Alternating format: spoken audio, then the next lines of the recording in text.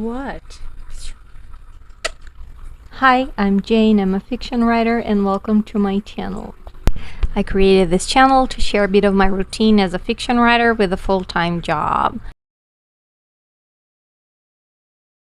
If you like the sound of that, I invite you to stick around and maybe click the like button and subscribe.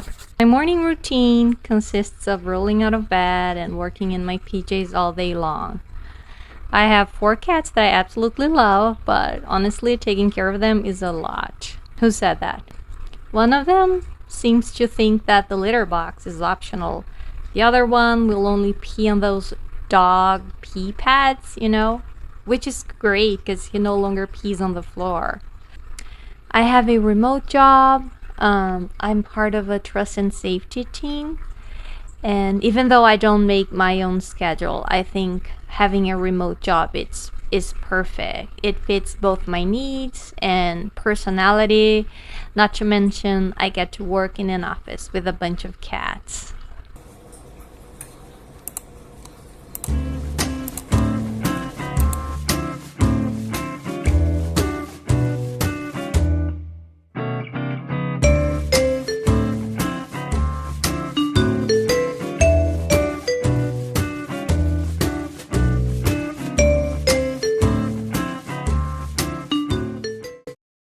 I have a 1-hour lunch break. Today I cooked beans. I made rice burgers. Trust me, it's both delicious and budget friendly.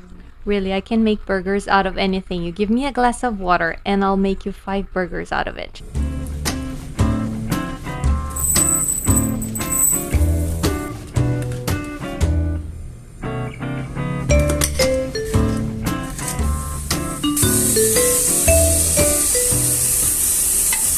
I usually try to get some writing done first thing in the morning, before clocking in. Today I wrote an hour in the afternoon during our learning and development time. I clocked out like an hour ago. I still have stuff to do, but I'm gonna get some more writing done.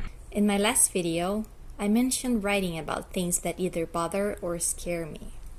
That's also the case with my first ever published short story, No Rice for All. A couple of years ago, I found myself both frustrated and concerned over this toxic positivity and decided to write a political satire where manifesting or attracting was the rule of law, and it was literally every man for himself. Think meritocracy on steroids. I tried many different things before realizing there was no point in telling this story from a politician's point of view. The narrative needed to be told from a poor man's perspective, a victim of the system, yet its biggest supporter. The short story in question was published in Tramset Review in 2023. Here's the opening paragraph. Alarmed by the increasing evidence of sunlight, Roro gave up on tickling the man's cheek after the 4th attempt to wake him up, daring her antennae further and further into the cavity of his right ear. It was a Sunday. In one interesting exception, the man had an event to attend, and given his long-term mistrust of alarm clocks, it was Roro's duty to make sure he was up when he had to, regardless of the calendar. So she swung her antennae left, right, again and again and again inside of that big, semi-hairy, poorly washed ear of his till he opened his eyes at last. "Morning, love," she said. Not long ago, under the same circumstances, he would have yelled, "Fucking roach!" and Roro, under the shadow of a strapless flip-flop, would have begged, "Please, I have children." But today, as a result of consciousness, magic, and in-betweens, not to mention the fact that she had proven herself the ablest of wives, humoring him, feeding him, not only acknowledging, but also fostering his ambitions, the man said hungry instead, to what Roro replied, "But pizza first thing in the morning, love," prompting him to get up to take a leak. I got my writing done and I'm here at my desk again. I'm just gonna have like a quick snack and watch something.